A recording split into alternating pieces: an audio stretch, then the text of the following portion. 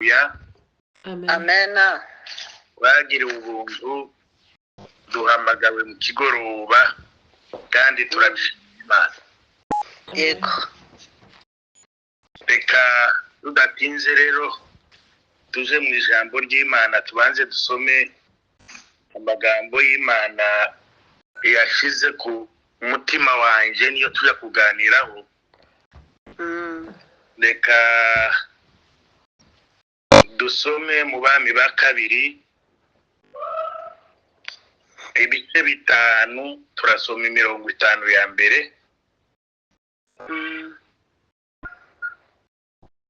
Amaso yanjye asigaye ashaka nko guhuma, ariko ndagerageza nisomere.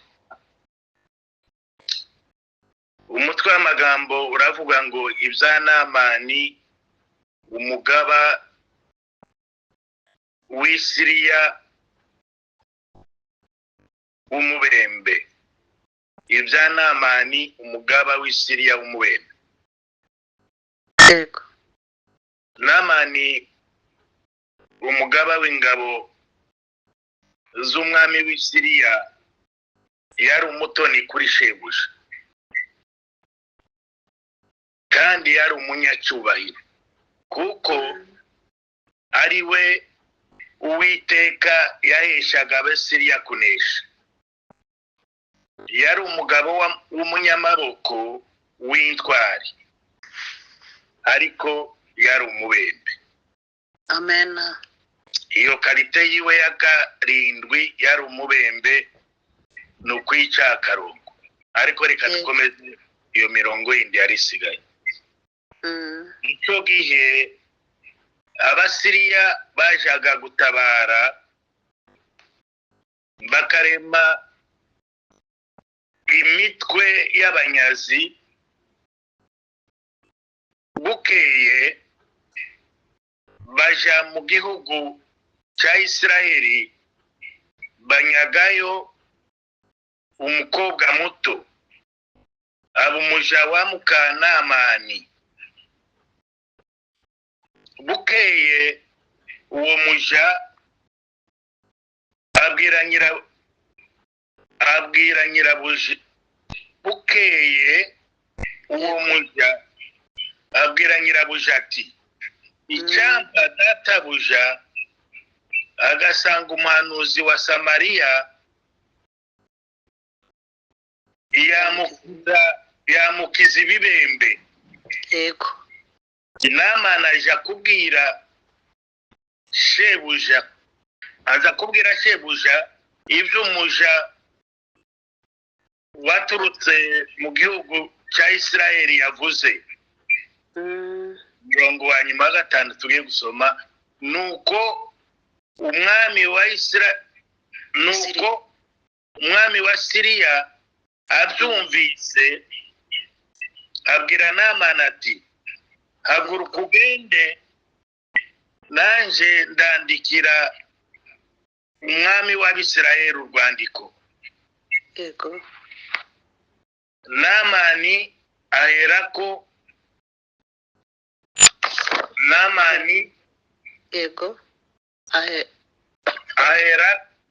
aragenda, ajyana itaranto n'ifeza 10 n'ibice by'izahabu 6,000 n'imyambaro yo gukuranwa 10. Amen. Amen. Amena. Reka twongere dusome mu Balewi. Soma kwanje nuko kwihanganira, amaso yanjye ntabona neza. Nta kibazo. Abalewi ibice 13, umurongo ni wa 45. Reka dusome. Haravuga ngo umubembe urwaye uwo muze agende yambaye imyenda ishishimutse,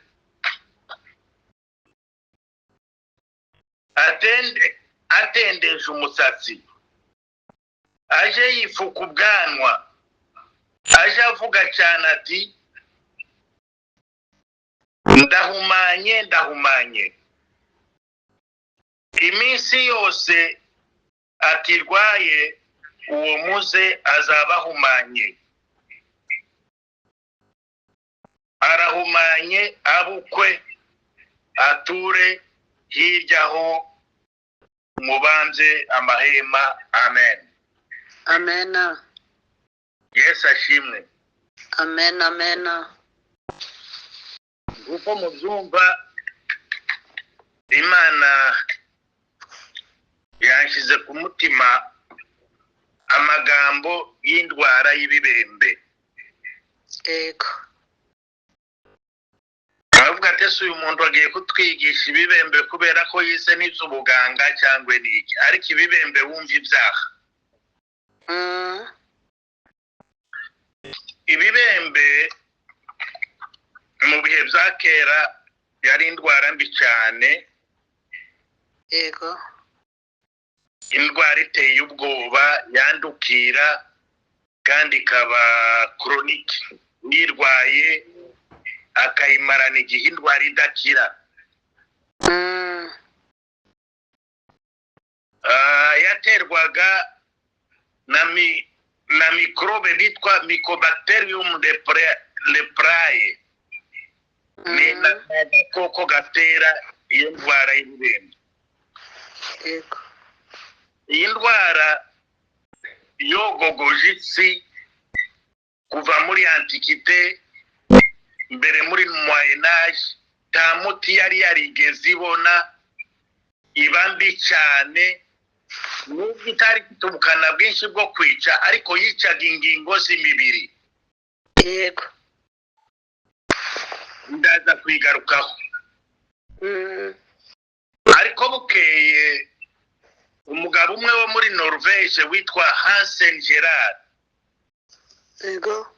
yari afite imyaka 24, nawe yararwaye ibibembe. Aza kuvumbura umuti wayo. Avumbura umuti w'ibibembe. Ibibembe iyo wahuraga na mikorobe yayo, yashoboraga kuguma mu mubiri wawe ukamara umwaka byenda, abandi bataramenya ko uyifite igatangira kugaragaraho umaze nk'umwaka. Uwo n'uwo yaserutseho vuba, ariko yashoboraga kugaragara kuva ku mwaka umwe ukageza ku myaka 20. Yego. Ni ukuvuga ngo yashoboraga kumara mu mubiri warahuye na mikorobe y'ibibembe ukamara imyaka 20, abandi bataramenya kurwaye ibibembe. Murumva ibibembe biza bigenda byica gahoro gahoro, bikica urubozo, bikica amanere. Sinzi ukuntu nza kumenya kuyavuga mu Kinyamurenge, abantu bazi Kinyamurenge byenda basaidiya. Bikica amanere moteur. Iyo ukoze inanisanse yo gukorakora, iyo urwaye ibibembe ntuba ukiyifite. Urugero, ushobora gukandagira mu muriro utabonye ko wakandagiye mu muriro, ntiwumve ko wayusha kubera ko amanere aba yarapfuye. Ibibembe ni indwara mbi cyane, yogogoje isi. Icyo gihe kuva isi yabaho no muri Bibiliya muzi ko bavuga cyane hejuru y'ibibembe. Uko bavuraga ibibembe ni abatambyi basengeraga abantu, abafite amahirwe bagashobora gukira ibibembe, ariko ibibembe nta muti byagiraga. Nico gituma kenshi mu isezerano rishya, iyo Yesu yakizaga umuntu urwaye ibibembe, yaramubwiraga ngo nagende yiyereka umutambyi bamenye yuko yahumanutse. Yego. Yesu ashimwe. Amen. Ibibembe ni indwara mbi. Yego. Iteye isoni. Iyo umuntu yarwaraga ibibembe baramuhezaga. Iyo umuntu yarwaraga ibibembe ntiwasubiraga kubana n'abawe. wagombaga kuba muri isolema. Abantu bazi ibintu by'ibitaro, kera habaga ibitaro bakubaka ibitaro, ariko hirya y'ibitaro bakubaka utuzu bashyiragamo ababembe cyangwa bafite izindi ndwara zanduza bita isolema. Ibibembe ni indwara mbi kuri buri wese. Yego. Igitangaje no kubibembe bitazabitinya uwo ari we wese. Ibibembe bishobora gufata uwo ari we wese. Yego. Ibibembe bishobora gufata umwami, bishobora gufata umukuru w'ingabo Kanamani, bishobora gufata pasiteri, bishobora gufata uwo ari we wese kubera n'indwara. Imana itubabarire cyane, turinde ibibembe. Yego. Tugarutse ku ijambo ibibembe, umuntu yabivugaho byinshi kuko ari indwara mbi. Ariko reka turebe uyu mugabo Namani. Yego. Ukuntu yari umugabo ukomeye. Yari afite ibyo nashoboye kureba, yari afite amakarite nk'atandatu na defo imwe. Bibiliya yatubwiye ngo uyu Namani yari umugaba w'ingabo z'i Siriya. Yego. Ni ukuvuga yari umukuru w'ingabo zose zo muri icyo gihugu cya Siriya. Bibiliya ikatubwira ngo yari umutoni kuri shebuja. Yego. Urumva uri umukuru w'ingabo ukora akazi kawe neza, nta kuntu utotona kuri sobuja. Ijambo riratubwira ngo yari umunyacyubahiro. Birumvikana umukuru w'ingabo aba ari umunyacyubahiro.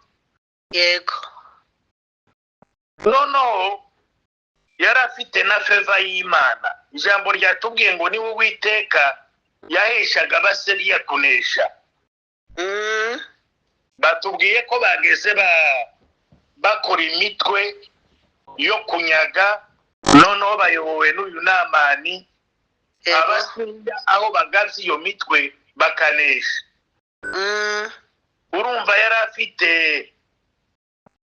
afite feva, yari afite igikundiro ku Mana, bigatuma Imana imuhereza kunesha abanzi biwe. Yego. Karite ya gatanu nuko yari umugabo w'umunyamaboko. Ni ukuvuga yari afite imbaraga.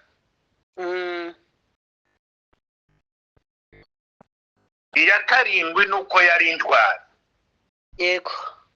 Intwari aba ari umuntu witanga, umuntu uzi kurwana, umuntu unesha. Ayo makarite yiwe yamuheshaga kuba intwari. Yego. Noneho icya karindwi nuko ijambo ryambwiye ngo ariko yari umubembe.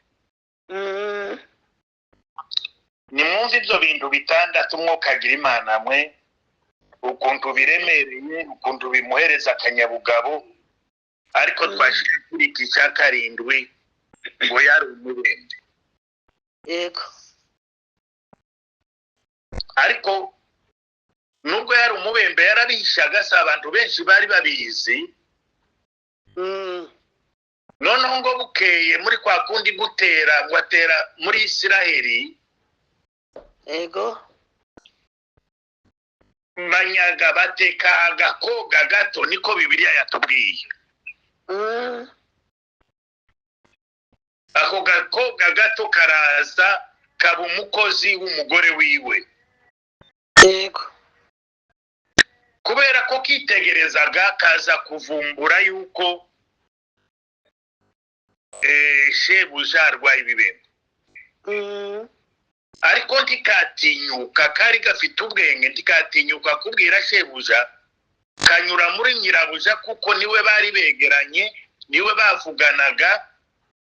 Twasomye Bibiliya iratubwira ngo karamubwiye ngo icyampa databuja agasanga umuhanuzi w'i Samariya yamukize. Yego. Icyampa databuja agasanga umuhanuzi w'i Samariya yamukiza ibirenge cyane. Mukanamani bukeye ayo makuru ntiyayihererana ayageza ku mugabo wiwe. Umugabo wiwe ni uwo mugaba w'ingabo nawe yajyana ku mukuru w'igihugu cya Siriya. Yego. Bibiliya yatubwiye ngo amwandikire urwandiko ngo arushire umwami wa Isiraheli ngo amukirize uwo mugaba w'ingabo. Urumva yari umunyacyubahiro, yarababaye ko umugaba w'ingabo wiwe arwaye ibibembe kandi bamubwiye yuko muri Isiraheli niho yabikirira.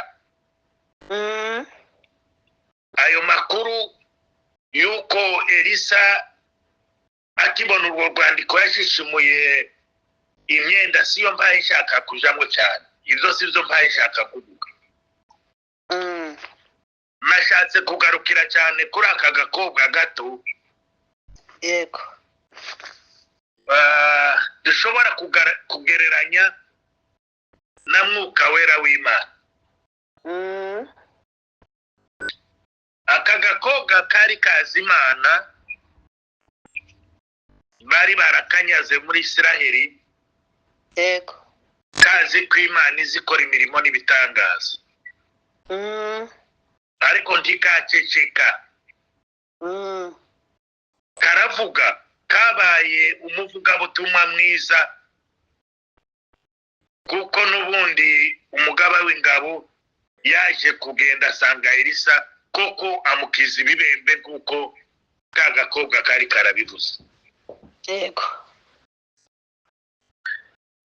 Icyo nashatse kuvuga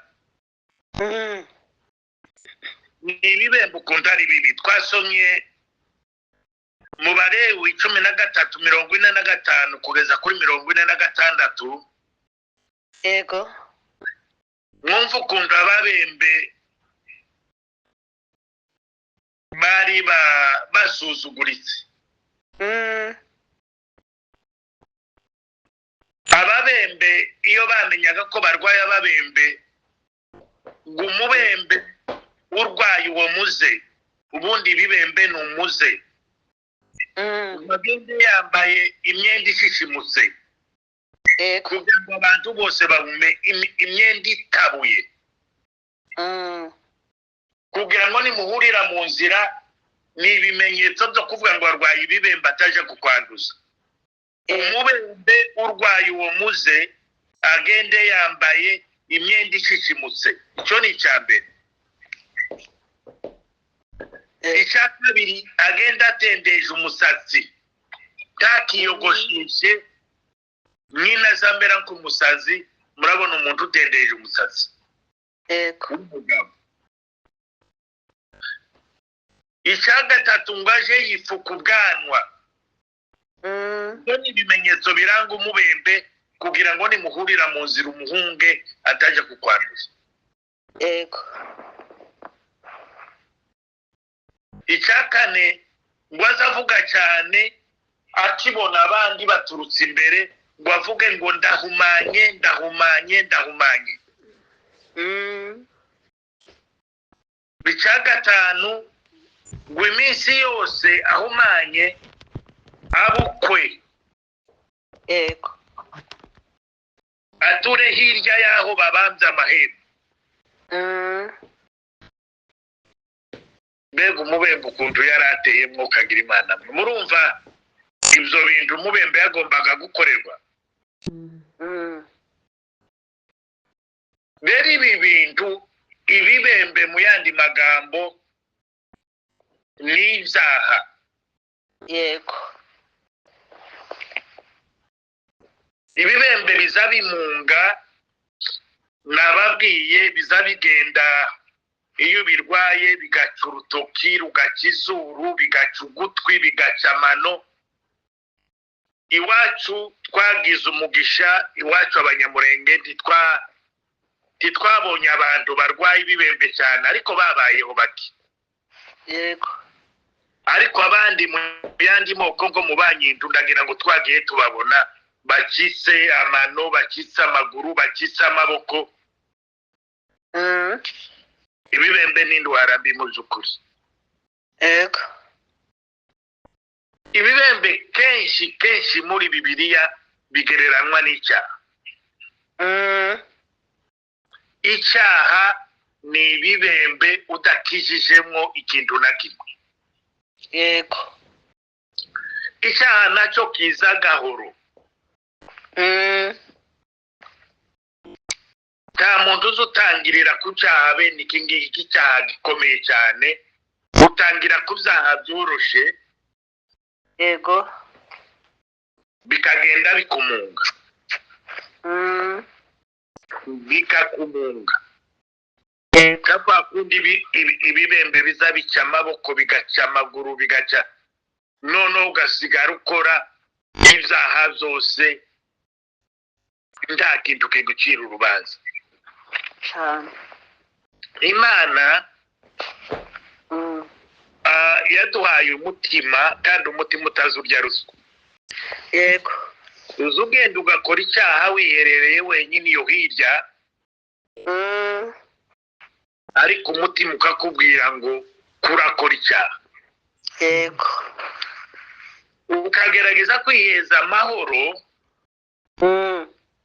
ariko mu by'ukuri nta mahoro y'umunyabyaha abaho. yego Ibyo mbaye mbabwira ndabizi, yego zenda mwebwe muri abatakatifu mushobora kuba mutabizi ariko njyewe ibyo mbaye mvuga ndabiziho. Ni nacyo bituma nababwiye ngo njyewe mpamagawe mu kigoroba ibyo bintu ndabizi. Narwaye ibibembe babire mu mbuto. Ibibembe by'ibyaha ntibiza bica amaguru n'amaboko n'ibindi bihimba ariko mu by'ukuri mu mutima, umutima niwo muntu biba byaragiye ibihimba byo mu mutima bikavaho. yego Tumaze iminsi duhaye twumva amagambo meza. Rugazura yatubwiye ukuntu turwaye ibikomere byo mu mutima kubera ibintu twagiye duhura nabyo mu gihugu cyacu.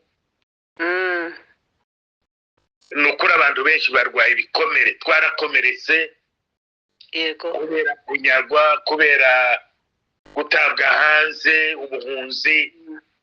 Abantu bose navuga ngo turwaye ibikomere, yarabitubwiye.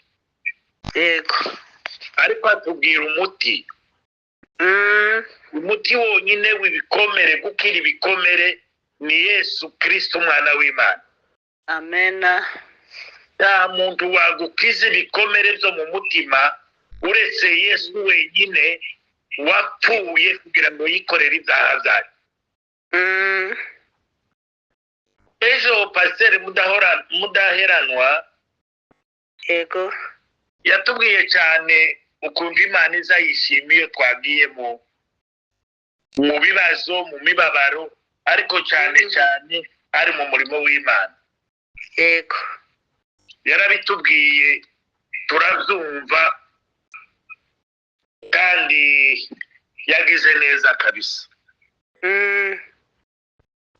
Hari ijambo nagiraga ngo akibivuga, hari ijambo ryajemwo muri Petero hano. yego Petero wa mbere ibice by'umurongo n'uwa 12 haravuga ngo bakundwa mwe gutangazwa n'ikome ryo kugeragezwa biri hagati yanyu ngo mumere nk'abagushije ishami. yego Bakundwa mwe gutangazwa n'ikome. Ikome ni umuriro bene wa wundi uvumbitse ryo kugeragezwa riri hagati yanyu ngo mumere nk'abagwishije ishami. yego Ahubwo munezerwe kuko mufatanije imibabaro na Kristo.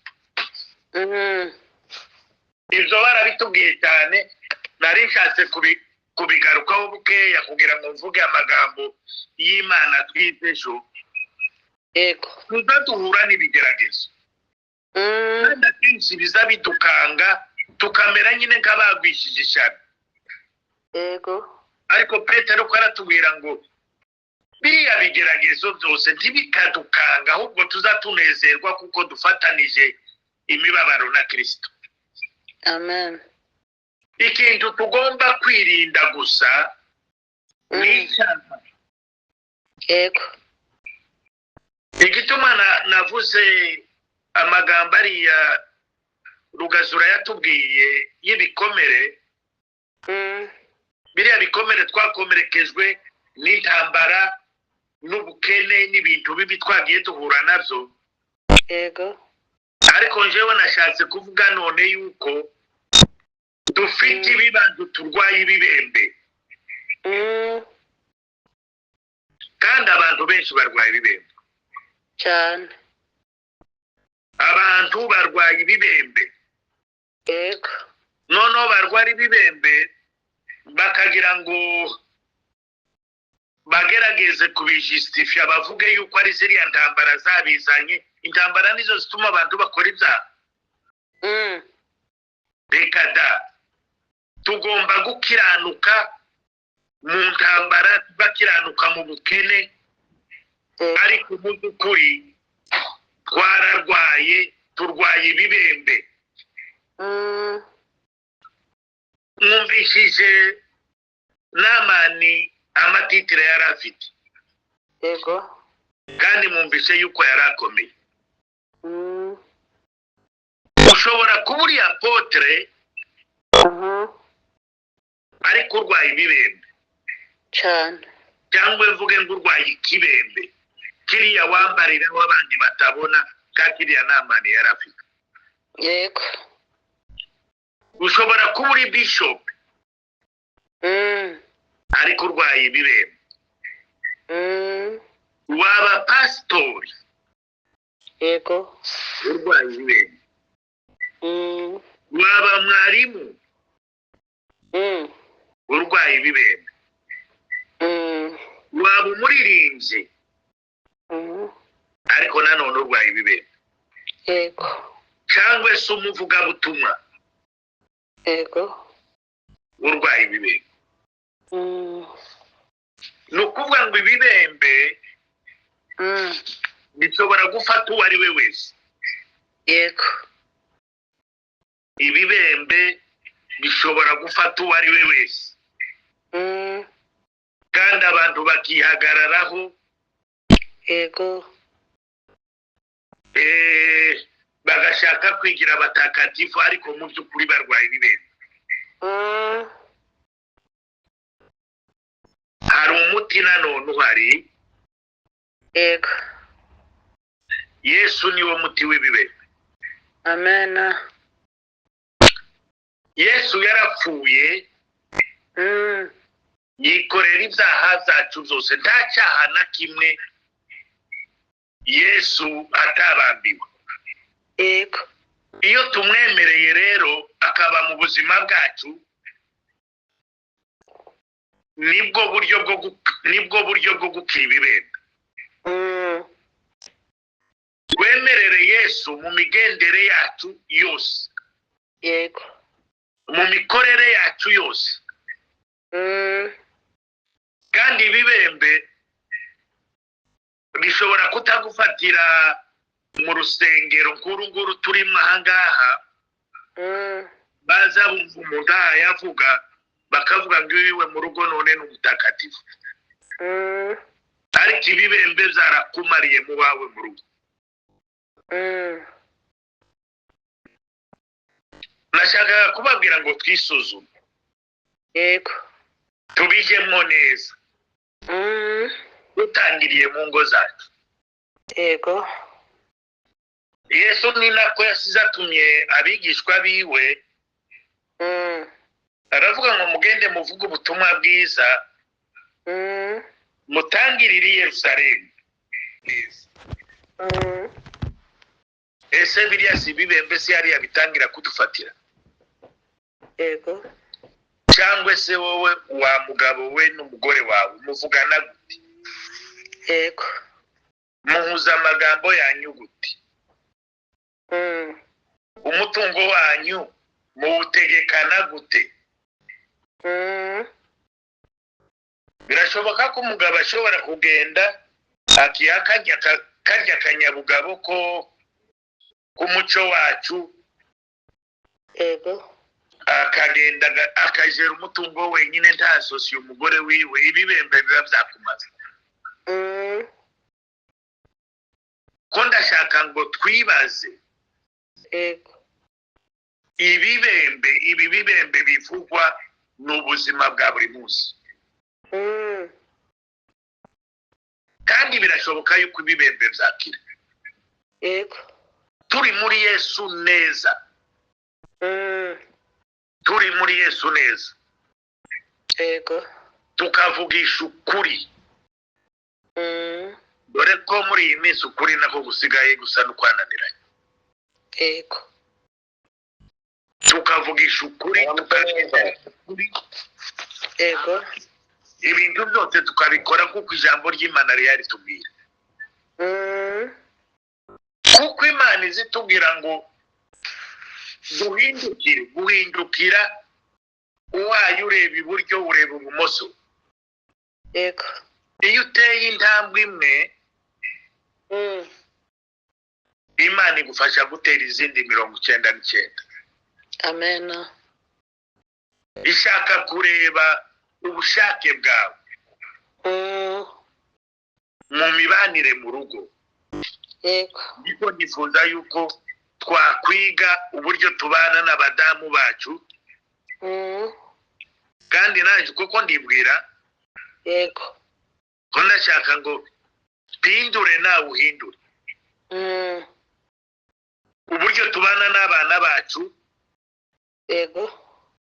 kugira ngo dushobore gukira ibibembe. Dukize ibibembe dufite turwaye, dushobora no kwihanganira biriya bigeragezo bimwe mudaheranwa yaza tubwira ejo. Yego. Wumva uri kumwe n'Imana yawe takikurega,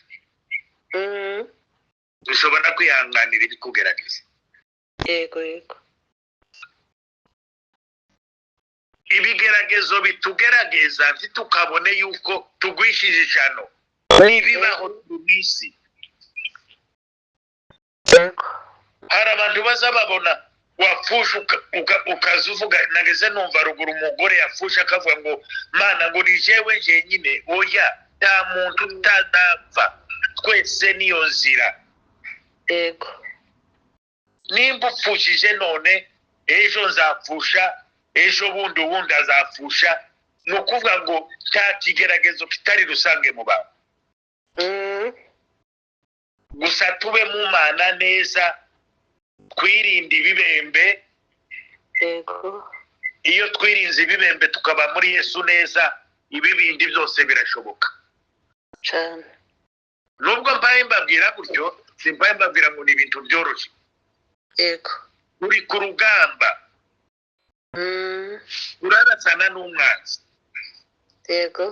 ariko duhagarare neza. Yego. Simbizi wowe uhagaze gute,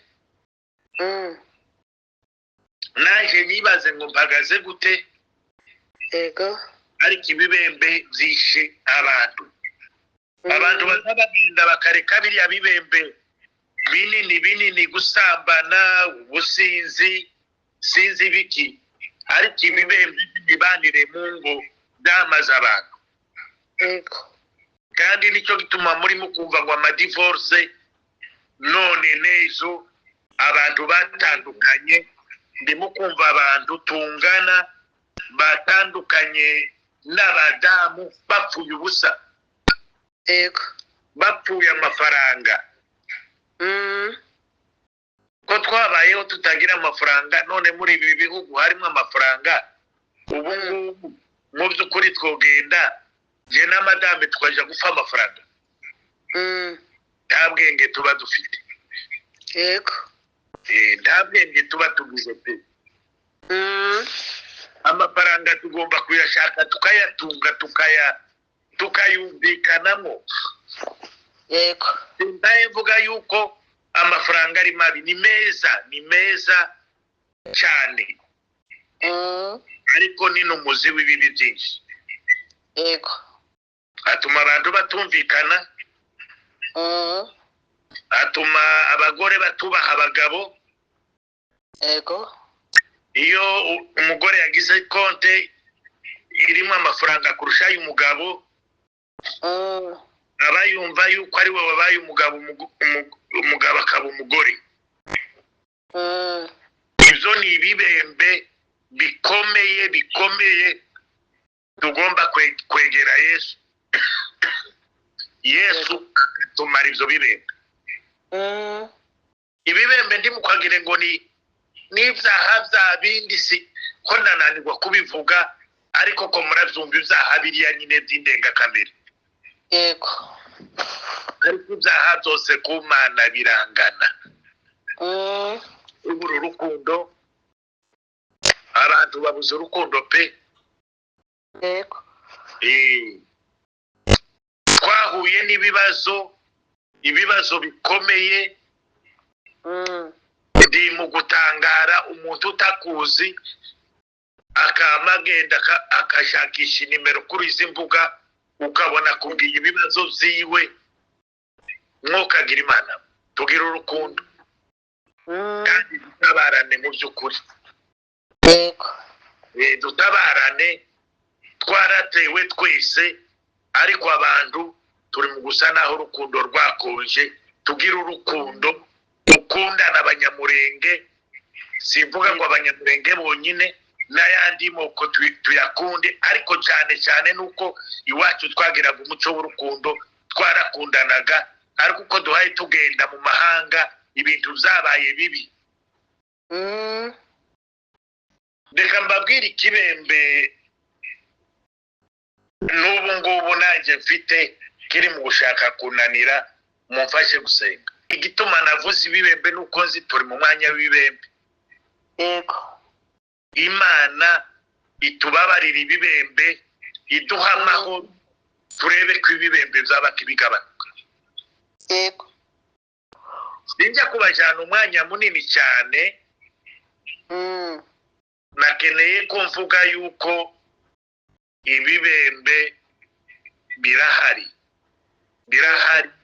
muri ibi bihugu turimo. Si n'ibi bihugu turimo byonyine, n'abasigaye iwacu barwaye ibibembe.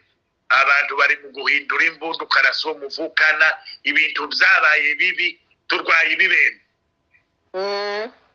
Ariko Yesu arahari. Yesu ni muzima, aracyari kumwe.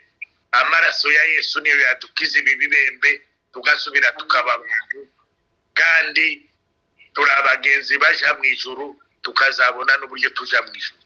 amen amen